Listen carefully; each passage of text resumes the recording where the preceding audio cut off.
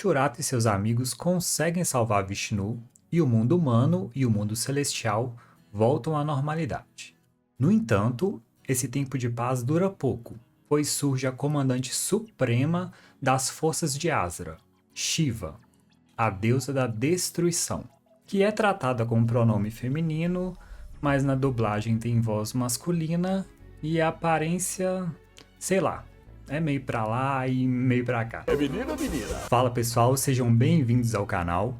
Eu sou o Arthus e hoje, finalmente, a gente vai terminar a história de Shurata. Vocês pediram bastante e aqui tá a conclusão dessa obra que marcou a infância de tantos, assim como eu, que assistiam os animes lá na extinta TV Manchete. Como eu sei que vocês já estão ansiosos pra saber o final da história, eu já vou partir pro resumo. E se você gosta de acompanhar o meu trabalho, lá nas considerações finais, eu vou falar qual que vai ser o futuro de Shurata aqui no canal. Se eu vou resumir os OVAs, os mangás, etc. Então, sem papo, bora pro vídeo. No último episódio da saga anterior, Vishnu restaurou o mundo celestial e ressuscitou os guardiões que haviam sido mortos na batalha com Indra. No entanto, ela não pôde trazer o Gai de volta à vida, porque a Shiva ressuscitou ele primeiro. Então o Gai vai continuar do lado do mal. Porém, os heróis têm uma preocupação ainda maior que essa: o surgimento do Palácio da Transformação. A questão é que ninguém, nem a própria Vishnu, sabe o local exato onde esse palácio surgirá. Aliás, descobrir o lugar do surgimento era a missão secreta de Salas e Mayuri, que eles infelizmente não conseguiram realizar. De repente, é sentido um grande tremor e o Palácio da Transformação começa a emergir abaixo da árvore celestial. Isso causa vários impactos na região, como maremotos, rachaduras no solo, e então começa toda uma operação para salvar a população local. Vishnu usa os seus poderes para teleportar o povo para dentro do Palácio Celestial, e os guardiões tentam salvar os moradores individualmente. E o Mahaba é usado como meio de transporte também. Na última saga eles falaram o nome da tartaruga voadora. O Palácio da Transformação surge embaixo da árvore celestial e, consequentemente, derruba a árvore. Mas olha só o naipe desse palácio, parece uma máscara de soldador, né? E Vishnu, com seu soma, consegue separar o Palácio Celestial da árvore celestial e o leva ali para um lugar mais seguro e afastado.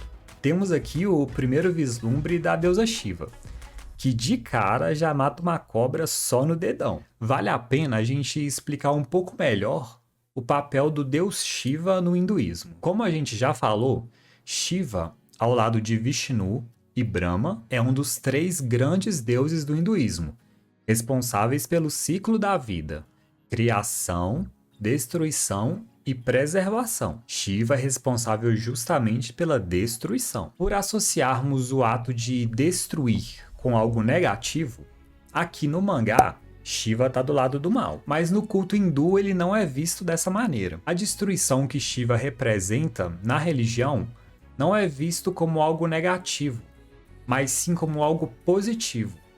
Tanto que atualmente ele é um dos deuses mais cultuados na Índia. Mais do que destruição, ele representa transformação. É destruir algo velho para construir algo novo no lugar.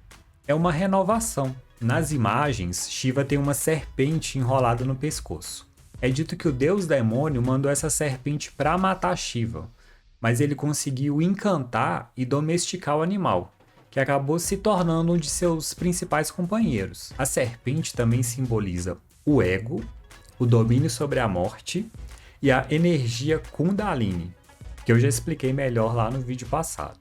Algo que traz muita estranheza, e é até motivo de zoação entre a galera, é a aparência de Shiva no anime. No original, na cultura hindu, Shiva é uma divindade masculina. Mas aqui no anime, os outros personagens tratam a Shiva como mulher. Eles falam a deusa Shiva, usam pronomes femininos quando vão se referir a ela. No entanto, ela foi dublada com uma voz masculina, e a aparência dela também é andrógena. Uma explicação para essa aparência talvez se relacione com a deusa Kali do hinduísmo. Como eu já disse aqui várias vezes, o hinduísmo é uma religião muito vasta e existem diferentes interpretações sobre o mesmo fato. Mas em uma dessas vertentes, a deusa Kali seria a contraparte feminina do deus Shiva. Olha só pela imagem.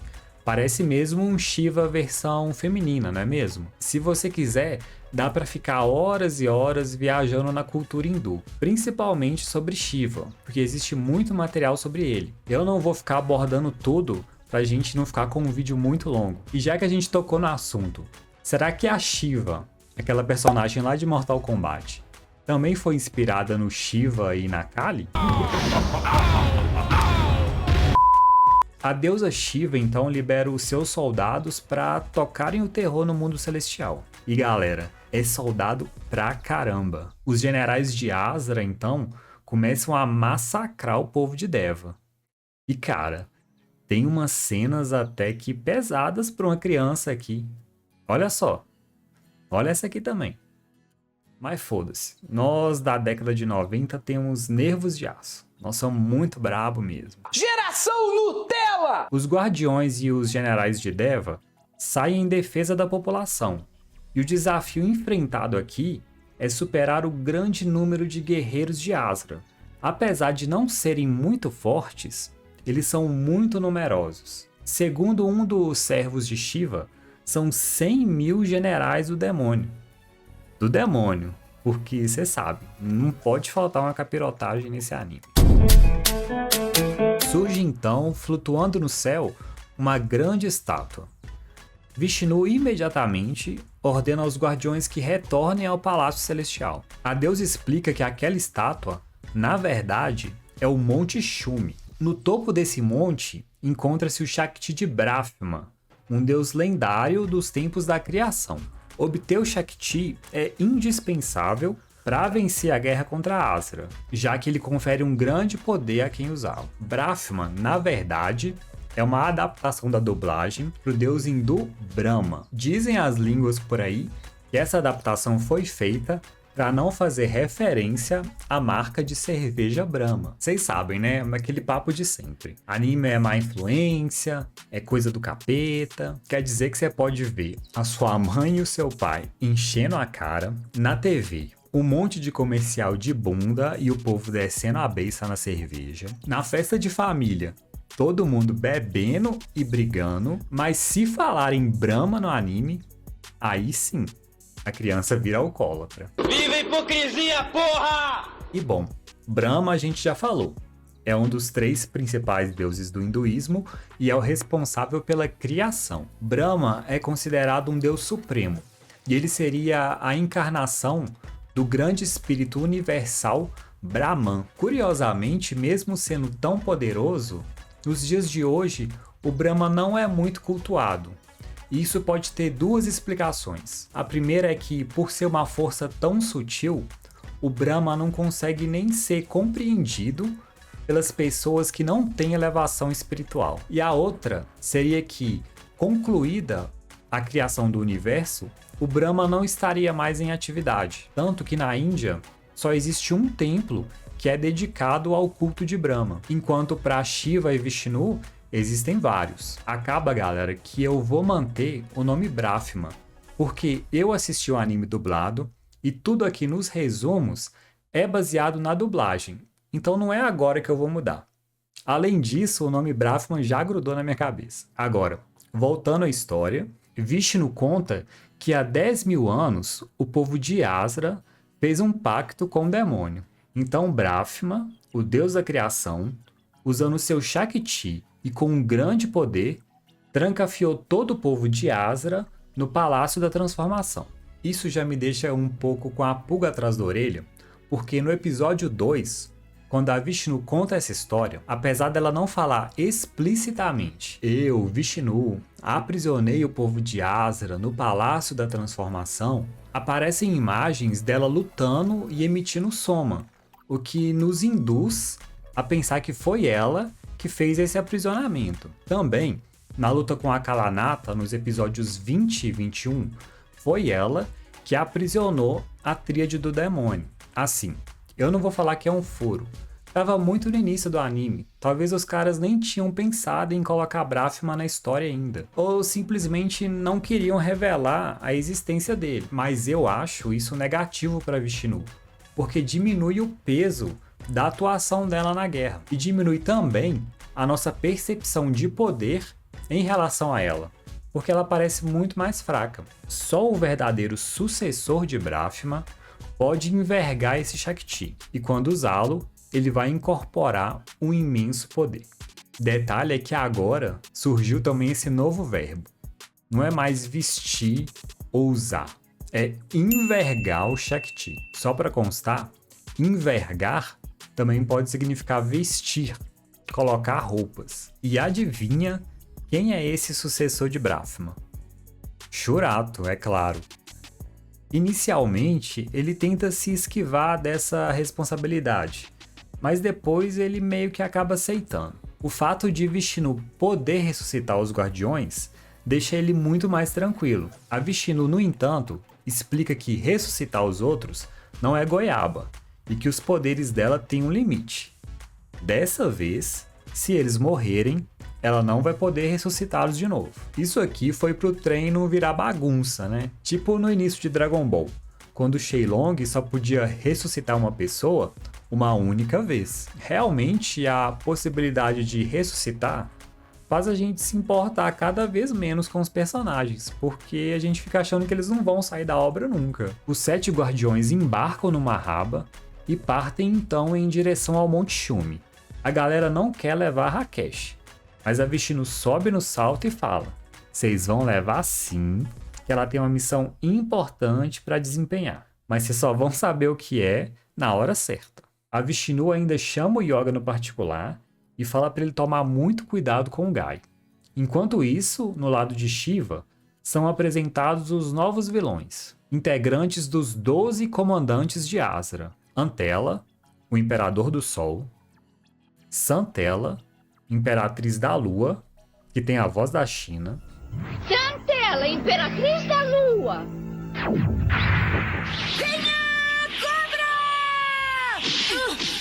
Kubila, Imperador do Fogo; e Hyla, o Imperador do Sol.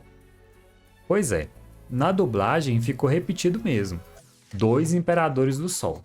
Mas depois, pesquisando, eu vi que era para ser Hyla, o Imperador do Solo. Esses 4 comandantes ficam a serviço do Gai.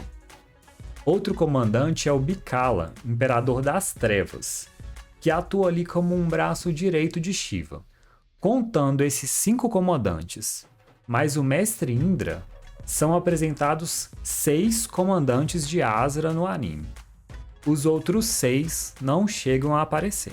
Como sempre, eu vou tentar mostrar as referências desses novos personagens no hinduísmo e no budismo. Diferente dos 8 guardiões de Deva, aqui eu não encontrei referências muito explícitas que correspondam aos 12 comandantes de Asra. Antela e Santela são os imperadores do Sol e da Lua. Eu não encontrei nenhum deus específico no budismo ou hinduísmo que corresponda a eles. No shintoísmo, a gente tem Amaterasu, deus do Sol, e Tsukuyomi, deus da Lua. Mas eu acho que eles não se aplicam muito bem aqui. Eu acho que Antela e Santela, na verdade, são referências à prática de yoga, já que eles ficam ali o tempo todo meio que se contorcendo. Shiva é considerado o criador do yoga, então deve ser por isso que eles também têm a pele azul, já que Shiva, na maioria das pinturas, é representado com essa cor de pele. O Kubila pode ser uma referência à divindade hindu Agni, que é o deus do fogo e também é o irmão gêmeo do deus Indra. Bikala, o imperador das trevas, pode ser uma referência à deusa Kali, que também é conhecida como Mãe das Trevas ou Mãe Devoradora. Como Kali e Shiva têm uma relação estreita no hinduísmo, no anime, o Bikala é assessor direto de Shiva e é o comandante que parece ter mais proximidade com a deusa. Já o Hyla, imperador do solo, eu não consegui achar nenhuma referência para ele. Se você tiver mais informações, deixa aí nos comentários, que se eu ver, eu vou deixar fixado no topo E aí eu aprendo e a galera que assistiu o vídeo também. Agora, continuando a nossa história, Shiva resolve dar uma amostra da sua força no mundo celestial. Ela expande o seu poder e por onde o seu soma negro passa, tudo morre. Tudo mesmo, pessoas, animais, vegetação. E em resposta, a Vishnu e os seus monges fazem tipo um campo de força em volta do Palácio Celestial e em volta do Mahaba, para proteger o povo de Deva. Enquanto isso, nas alturas, rola uma batalha de nave espacial. É Mahaba contra 50.000 dragões de pedra. O Mahaba tem até uns canhões de soma para batalha. Olha só que da hora. Esse combate é muito difícil, porque a força aérea de Asra é muito superior. Eles estão em grande número, enquanto o Mahaba tá sozinho, coitado. Diante dessa desvantagem, Leng, Kenya e Dan se colocam numa situação de perigo para atrasar os inimigos, a fim de que o grupo principal possa avançar para o Monte Shumi. O Shurato dá aquele pitizinho dele de sempre, né? Querem parar com isso? Eu não aguento mais ver companheiros meus morrendo. Eu não aguento! Você é meio perturbado, né não? Eu gosto do Shurato. Na maior parte do tempo, ele é ali um protagonista padrão, bacaninha, mas na hora que ele pega pra dar chorinho, mano, é muito broxante. Sério, uma pessoa adulta, que acorda cedo pra trabalhar, quando vê um trem desse, fica com vontade de desligar a televisão. No fim das contas, Leng, Dan e Kenya lutam bravamente para atrasar os inimigos, enquanto os outros guardiões e a Rakesh voam nos Shaktis e conseguem entrar no Monte Shumi. E a Rakesh, de novo, na garupa do Leiga. Vocês gostam de implicar com ela, né? Ficar causando intriga. O Mahaba não aguenta tanto tiro e acaba despedaçado e destruído. Porém, a galera que tava nele consegue se salvar. Mahaba é uma referência a Kurma, o segundo avatar de Vishnu. Os avatares são as formas que Vishnu assume para descer à Terra e proteger o mundo nas épocas de perigo. No início do mundo, houve um dilúvio, época em que Vishnu assumiu a forma do seu primeiro avatar, um peixe. Depois, para recuperar todos os tesouros perdidos nesse dilúvio, Vishnu veio na forma do seu segundo avatar, uma tartaruga. Quem me deu esse toque foi alguma pessoa nos comentários dos vídeos anteriores de Shurato, mas como esses vídeos já estão com muitos comentários, eu não consegui achar essa pessoa mais. Guerreiro sem nome. Fica o meu salve aí pra você. Não fica triste, porque são as pessoas desconhecidas que movimentam o mundo, beleza? Infelizmente, a partir daqui, episódio 28, a gente vê uma queda brutal na qualidade da animação. Olha só esses exemplos aqui. Primeiro esse, que a arma do Shurato tá marrom. Ele deve ter batido um bolo de chocolate com ela antes de ir pra luta. Tem também umas partes que não foram dubladas.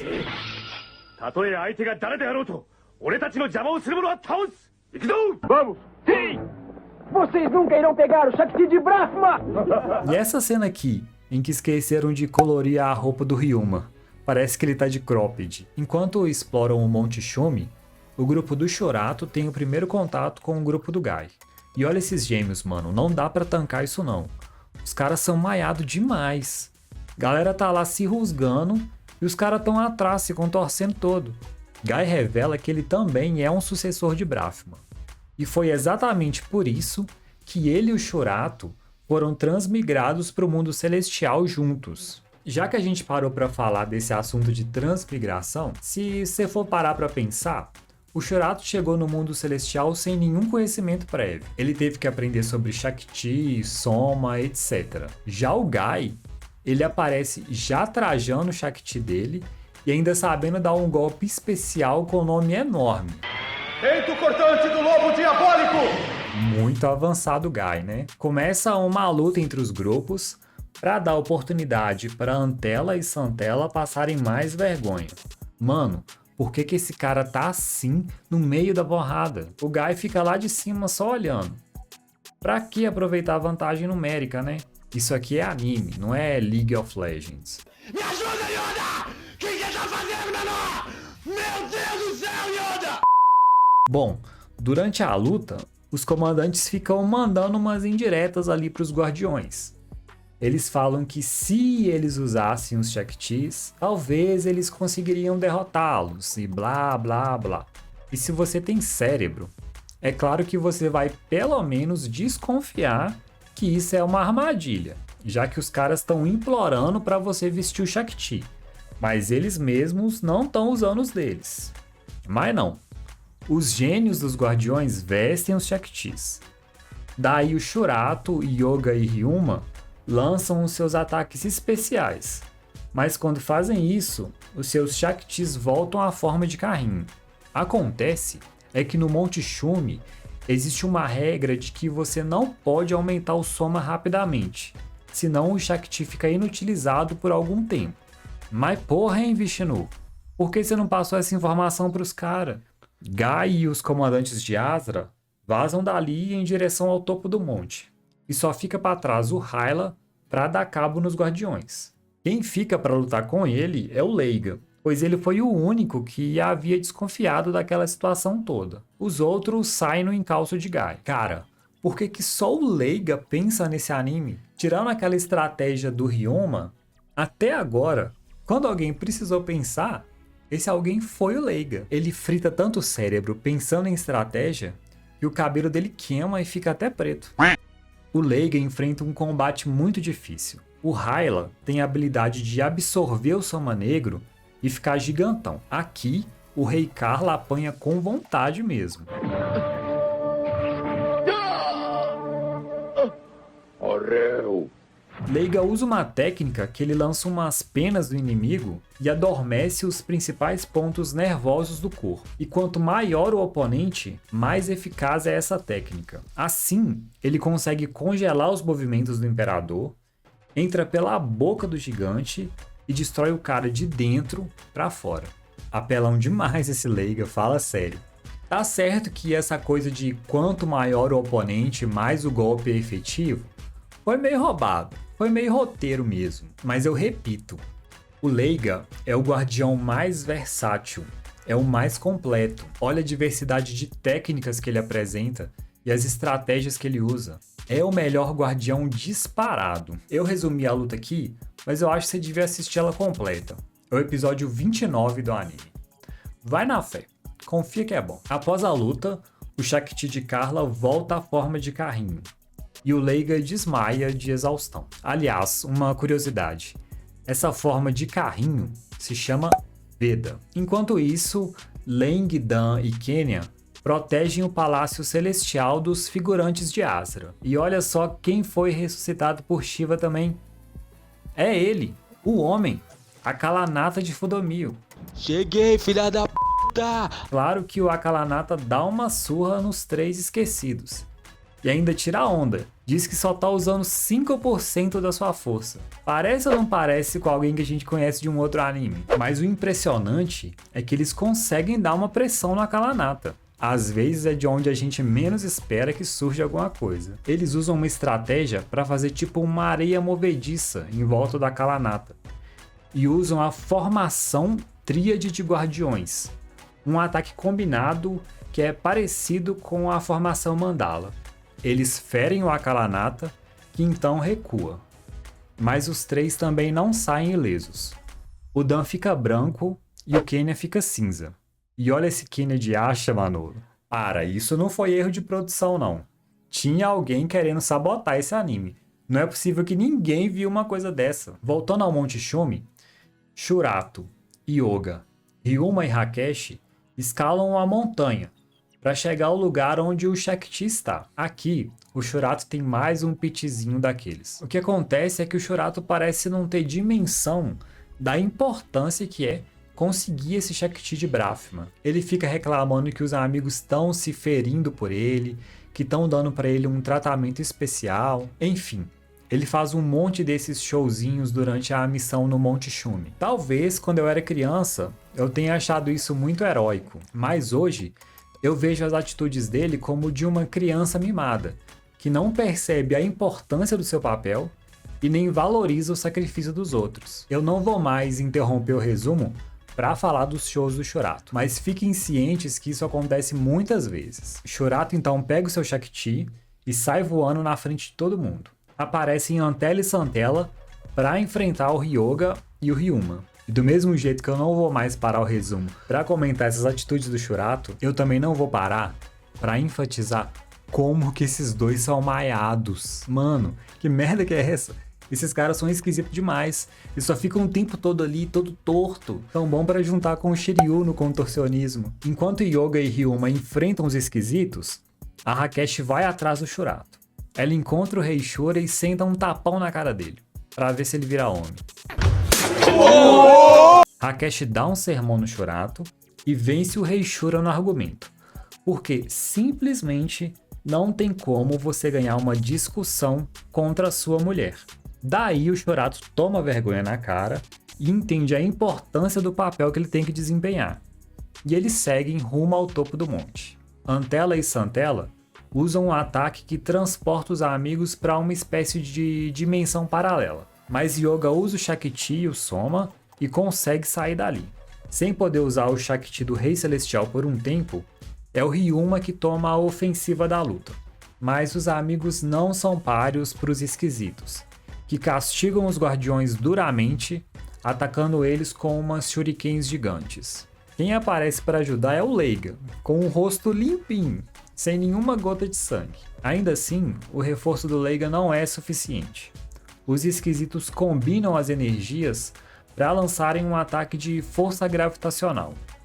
Num primeiro ataque, eles lançam sobre o Leiga e o Ryuma o peso equivalente ao Palácio Celestial.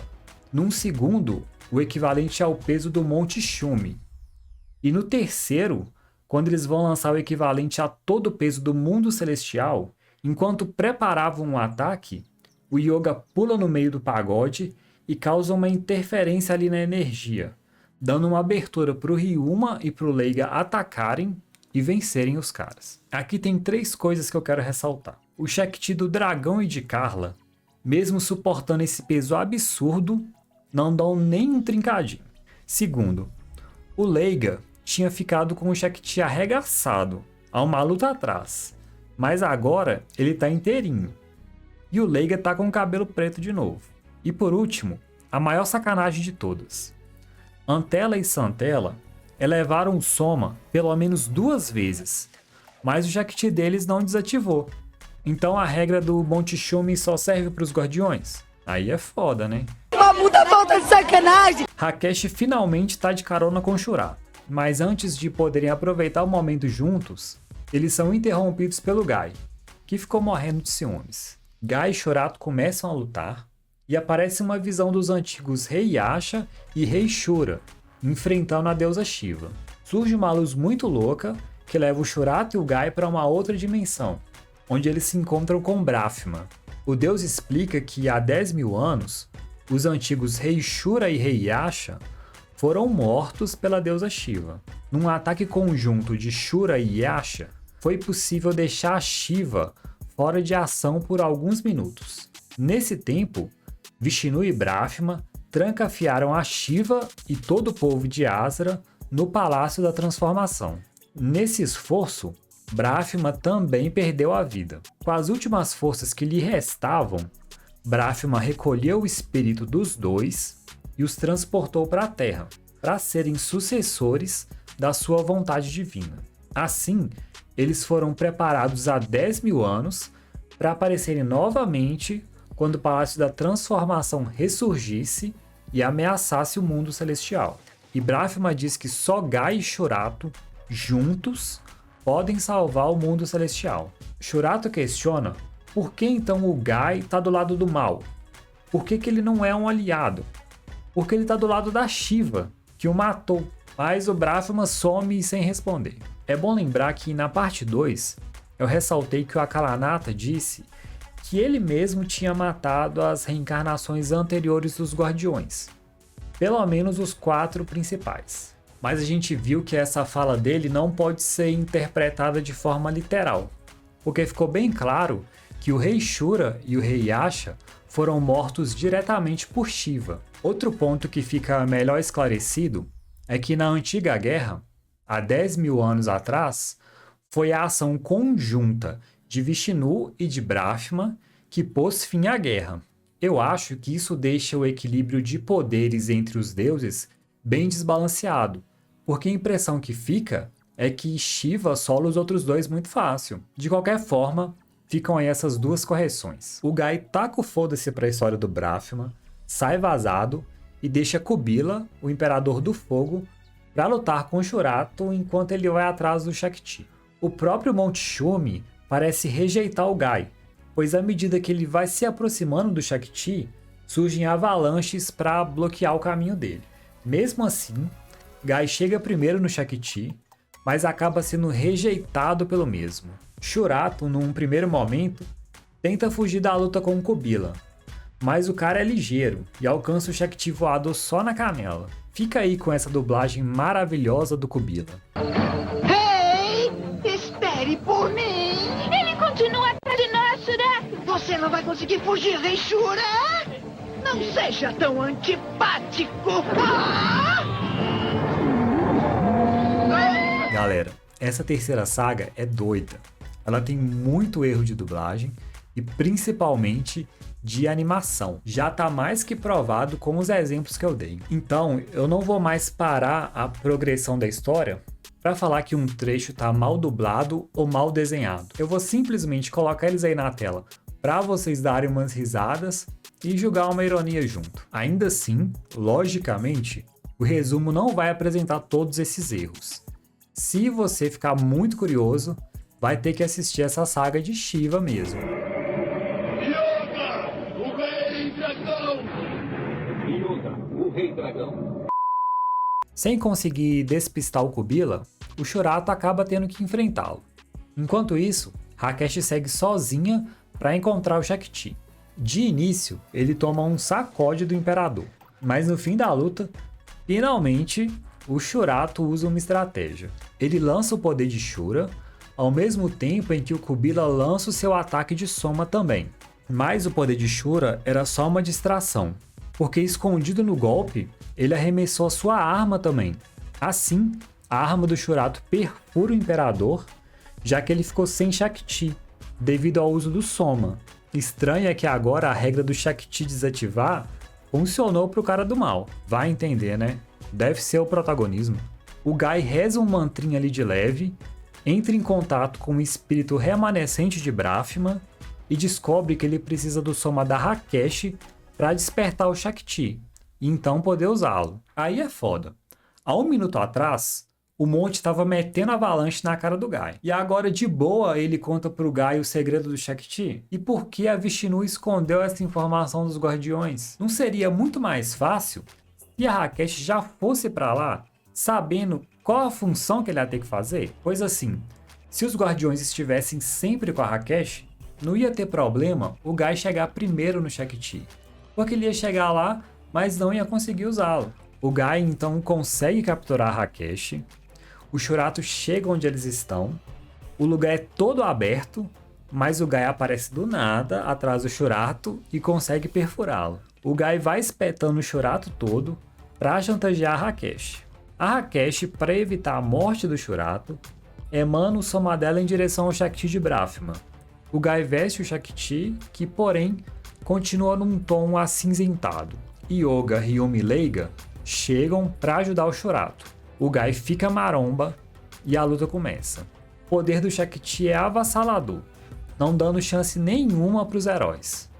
Usando seu novo poder, o Gai começa a destruir o próprio Monte Shumi. Quem brilha nessa luta é a Rakesh. Comovida pela surra que os amigos estão levando, ela emana seu Soma na direção deles. Assim, eles são curados dos seus ferimentos e os seus Shaktis são restaurados, menos o do Shurato. Aí todos redirecionam a energia para o Shakti do Shurato e o restauram, porque ele é o protagonista. E os sucessores de Brahma têm que se embolar no X1. Rakesh mostra para o Gai visões do passado, mas ele diz que quem ele foi na Terra não significa mais nada. Segundo a Rakesh, o Gai não percebeu o verdadeiro significado da força. A verdadeira força se encontra dentro da alma de cada um. A força externa do corpo tem o seu limite, mas a força que vem de dentro da alma é infinita. Mas o Guy nem quer saber desse discurso. Ele ataca Rakesh, mas o Shurato rebate o golpe com o poder de Shura. O Shakti de Brahma deixa o corpo do Guy e vai para o corpo do Shurato. E agora assume uma coloração dourada. Rakesh fala que o Guy foi reprovado no último teste preparado por Brahma, porque ele não conseguiu reconhecer a grandeza da força da alma. E por isso, o Shurato foi escolhido como verdadeiro sucessor. O Monte Shumi começa a desabar e a galera vaza dali sem dar um fim pro Guy. Enquanto tudo isso acontecia, o Akalanata atacava o Palácio Celestial. Como de costume, ninguém conseguia fazer frente ao enorme poder do Fudomio. Ele passa o rodo na galera e danifica bastante a edificação do Palácio Celestial. Shurato chega no lugar, todo bonitão de armadura de ouro, e derrota o Akalanata com um golpe só. Pois é, né, Akalanata? Quem te viu e quem te vê, né, meu caro? Sendo deitado com um hit só. Depois disso, os 7 guardiões se reúnem e decidem atacar o Palácio da Transformação. Rakesh, dessa vez, não vai com o grupo. A Vishnu chama Rakesh para emanar seu soma junto dela, pois essa é a sua missão, já que a Rakesh é predestinada a ser a sucessora de Vishnu. Lembra lá na luta com Kundalini, quando a Rakesh ela amplifica os efeitos da fonte do soma e aumenta os poderes do grupo principal todo, em vez de ser só o do Shurato? Talvez seja essa a explicação para essa aparente incoerência de roteiro. Como sucessora de Vishnu, a Rakesh tem um poder muito maior do que o de uma menina comum. Por isso, ela conseguiu expandir os efeitos da fonte. É um posto muito merecido, né? Porque a Rakesh participou efetivamente de todas as sagas e salvou o Shurato um montão de vezes. Essa última luta com o Guy, por exemplo, pode pôr na conta da Rakesh. Chegando ao Palácio da Transformação, os heróis são recebidos por Bikala, o Imperador das Trevas. Ele funde o seu próprio corpo ao Palácio da Transformação. Geral fica para lutar, enquanto Shurato e Leng vão à procura de Shiva. Olha, isso pode até ser a minha quinta série aflorando, mas manja só o naipe do poder de Bikala fundido ao palácio. Fala que isso aqui não é estranho, mas calma que ainda fica pior. Olha só. Uns tentáculos hentai altamente duvidosos atacam a Leng, que se sacrifica para salvar o Shurato e fica gravemente ferida. Shiva ataca Vishnu diretamente e acaba derrotando junto com todos os monges. A pedra na testa da Vishnu cai e quebra, mas um minuto depois ela tá na testa de novo. Tá, eu falei que ia parar de citar os defeitos, mas esse aqui eu não aguentei. Vishnu diz que a Shiva está mais poderosa do que há 10.000 anos e não tem poder suficiente para defendê-los mais. Assim, a deusa passa o bastão para Rakesh, que se torna a nova protetora do povo de Deva. Eu já comentei que no original, a Rakesh se chama Lakshu. Pois é, no hinduísmo, a deusa Lakshmi é a esposa do deus Vishnu e a personificação da prosperidade. Em muitas artes, ela é representada sentada sobre uma flor de lótus. É por isso que a Vishnu fica sempre emanando soma nesse lugar aqui, que se assemelha a uma flor de lótus também. Leiga, com a sua pena, consegue encontrar o lugar do palácio correspondente ao coração de Bikala. Depois de muita nojeira, a galera ataca e consegue derrotar o Bikala, mas ficam gravemente feridos. Shurato continua avançando rumo aos aposentos de Shiva e é interceptado por Guy. Shiva também aparece e diz que Shurato ainda não está pronto para ser o sucessor e não consegue extrair todo o poder do Shakti de Brahma. Antes de matar o Shurato, a Shiva finalmente explica por que o Guy foi transmigrado como aliado das forças de Asra e ficou malvado do nada. Há 10.000 anos, quando o rei Yasha e o rei Shura foram escolhidos para serem sucessores de Brahma, e antes de ser aprisionada no Palácio da Transformação, a Shiva secretamente plantou em Yasha a semente do Soma Negro, que só seria despertada no momento da transmigração. Assim, quando foi transmigrado pela Vishnu, o rei Yasha despertou para o Soma Negro e se tornou um aliado de Asra. A Shiva manda aquele papo, né? Todo mundo tem o Soma Negro dentro de si. Eu só o desperto. Eu atiro, quem mata é o diabo, eu só dou o tiro. Shurato e Gai lutam numa sequência ridícula e pessimamente animada. E até que enfim, nesse anime, o Shurato ficou pistola e sentou o cacete no Gai. Debuiou ele no soco mesmo, com vontade. Mas como ele fica repleto de ódio, ele começa a despertar o Soma Negro, o que deixa a Shiva muito satisfeita. Shurato acaba titubeando nesse conflito interno entre bem e mal, o que acaba deixando uma abertura para que o Gai o acerte com a espada. O Shurato então abraça o Gai e enfia a espada mais fundo em si mesmo, e diz pro Gai que ele perdeu. Para não aceitar o Soma Negro, o Shurato está disposto a sacrificar a própria vida. Caído no chão, o Shurato emana um soma bondoso e, de alguma forma, o ato do rei Shura purifica o Gai do Soma Negro e cura o seu próprio ferimento. Enfim, o Gai volta a ser bonzinho. Os amigos então se unem para enfrentar a Shiva. Shurato veste o Shakti de Brahma. Perceba o que eu falei. Veste o Shakti de Brahma. Eu não sei por que o Shurato tirou esse bendito desse Shakti depois que eles invadiram o Palácio da Transformação. Shiva revela o seu terceiro olho e a batalha final começa. Segundo a tradição hindu, quando Shiva fica sem paciência, ele abre o seu terceiro olho para queimar as coisas e transformá-las em cinzas. E é isso que acontece no anime. Os ataques mais poderosos da Shiva saem justamente do seu terceiro olho. Shiva é tão apelona que incorpora toda a energia da criação do universo. Shurato, como um bom protagonista, parte para cima de Shiva, com o peito aberto. Mas Shiva reafirma que ele não está pronto como sucessor. Gai entra na frente do ataque e se sacrifica para salvar o Shurato. Mas pelo menos ele consegue fincar sua espada no ombro da Shiva. Gai morre, mas o seu espírito fala com o Shurato. Ele explica nessas exatas palavras: eu precisava ser punido por tudo de mal que fiz às pessoas. Eu não resisti ao Soma Negro e fui seduzido por ele. De certa forma, então, o Gai assume a responsabilidade pelos seus atos. Porque apesar do Soma Negro fazer aflorar os sentimentos malignos das pessoas, sucumbir a ele é uma escolha. Gai então explica a dualidade luz e sombra, positivo e negativo, e diz que ele se tornará a sombra para que o Shurato brilhe e se torne o verdadeiro sucessor. Então, os dois se unem e o verdadeiro poder de Shurato desperta. Shurato, da luz nasce a sombra, e na frente da sombra sempre existe a luz. Nós somos dois e somos um. Eu me tornarei a sombra, e você, Rei Shura, brilhará como o verdadeiro sucessor.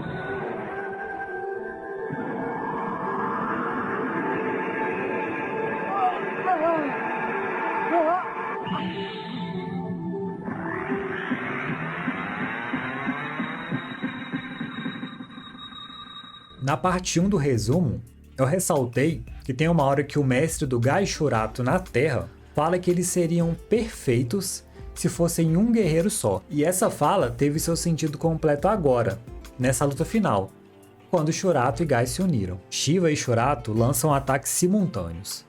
A deusa recebe um grande dano, mas o Shakti de Brahma é totalmente esmigalhado. Usando o ataque de Gai, o Shurato consegue infligir mais dano na Shiva, mas acaba sendo capturado pela deusa, que começa a enforcá-lo.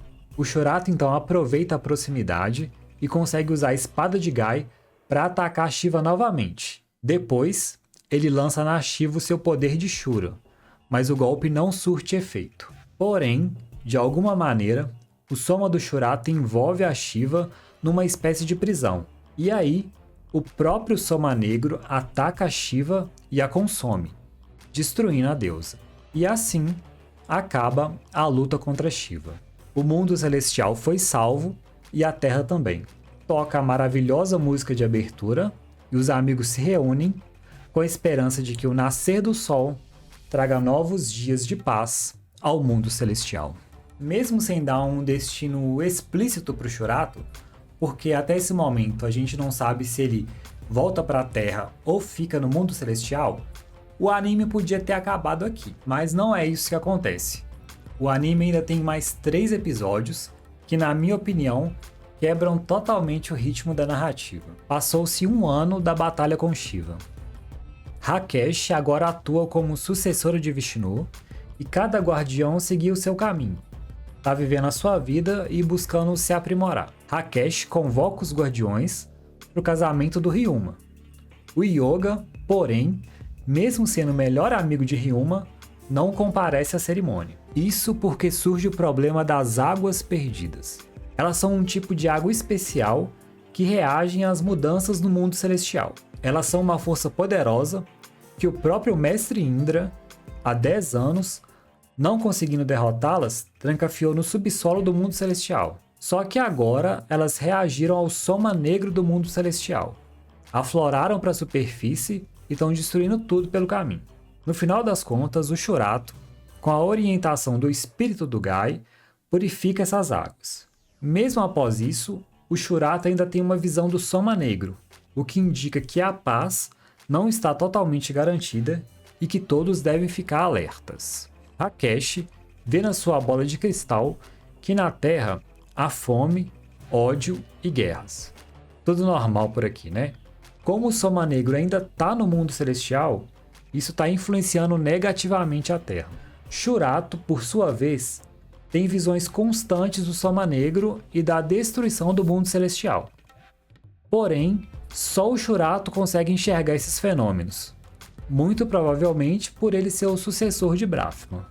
Shurato sai para meditar e descobre que esse Soma Negro não é remanescente de Asra ou de Shiva, mas ele é do próprio mundo celestial. Shurato é dominado pelo Soma Negro e chega até a atacar os próprios amigos, mas a Rakesh o ajuda e ele volta ao normal. Shurato conversa com o espírito de Gai sobre a existência do Soma Negro em todas as coisas, plantas, animais, rochas e a constante luta para poder dominá-lo. E, esperançosos, Shurato e Gai sonham com um dia em que se tornarão verdadeiros sucessores de Brahma e, por fim, poderão libertar o mundo do Soma Negro. E aqui, com essa mensagem de dualidade, de luta eterna entre o bem e o mal, e a constante vigilância para reprimir os sentimentos ruins que existem em nós, terminamos o resumo de Shurato. A parte 3 foi de longe a mais trabalhosa entre os vídeos de Shurato, mas foi uma satisfação enorme relembrar toda essa história aqui com vocês. Primeiro, eu vou fazer alguns comentários sobre a saga de Shiva e depois concluir com um comentário geral sobre o anime. Essa terceira saga não tem como passar pano. Ela tem uma qualidade técnica muito ruim. Aí tem uma galera que vai dizer, mas os caras não tinham orçamento para produzir. Tá, eles não tinham orçamento, mas o anime existe, ele tá aí e ele inevitavelmente tá ruim. Eu não vou, com a tecnologia atual, ficar criticando a produção de um anime lá da década de 90.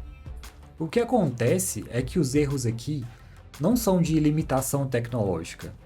São erros resultantes de um trabalho mal feito, ou no mínimo um trabalho feito com muita pressa. A dublagem aqui de alguns personagens também deixou um pouco a desejar. Tem umas vozes muito maiadas. É claro que eu não tô atacando os dubladores. Quem que é doido de falar mal da dublagem brasileira?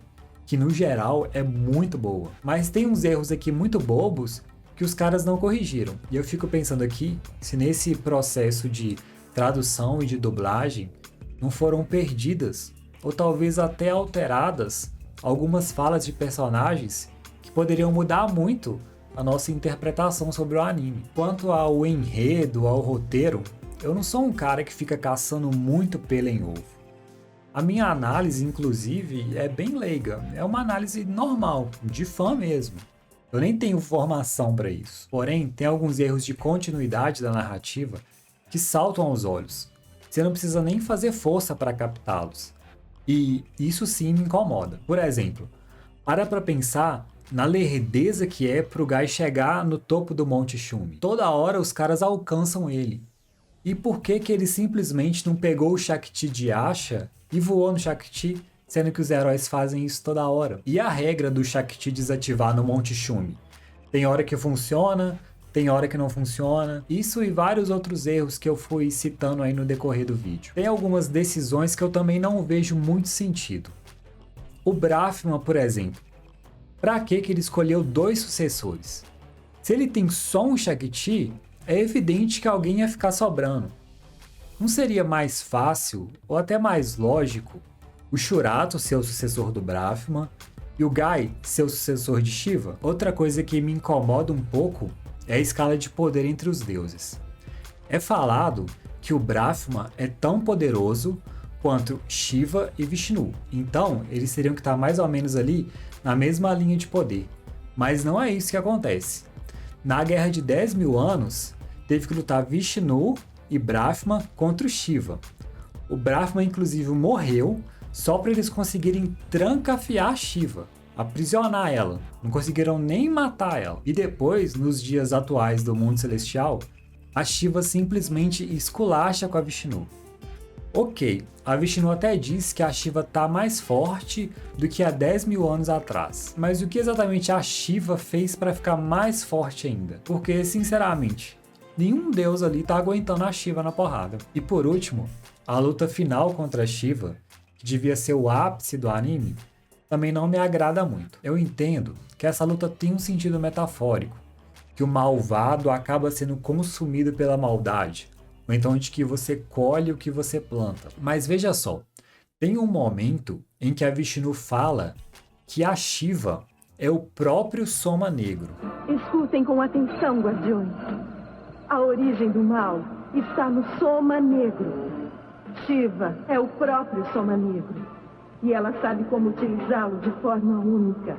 Então, é plausível que você interprete a Shiva como a personificação do Soma Negro, ou então como a personificação da maldade. Aí, seguindo essa linha, que os dois são a mesma coisa, eu acho que fica estranho o Soma Negro destruir o próprio Soma Negro. Olha só, pensa comigo. Imagina que o Shurato não conseguiu derrotar a Shiva. Consequentemente, a Shiva e o Soma Negro iam se expandir, iam ficar mais fortes, porque não ia ter nenhuma força para se opor a eles. Então, em algum momento, inevitavelmente, o Soma Negro ia ficar tão grande, tão vasto, que ele ia consumir a Shiva de qualquer jeito. Além disso, o Shakti de Brahma quase não teve utilidade. Era para ele ser o as na manga do Shurato. A Vishnu deu prioridade total para conseguir esse Shakti, mas ele é pouquíssimo usado e ainda por cima ele é destruído. Eu, pessoalmente, nesse final, queria ter visto o bem derrotando o mal, Shurato com o Shakti de Brahma derrotando a Shiva, e não a Shiva sendo derrotado pelo Soma Negro. Eu achei isso um pouco de quebra de expectativa. Sabe quando a história vai te encaminhando para um combate entre dois personagens, só que no final não é o personagem A que destrói o personagem B?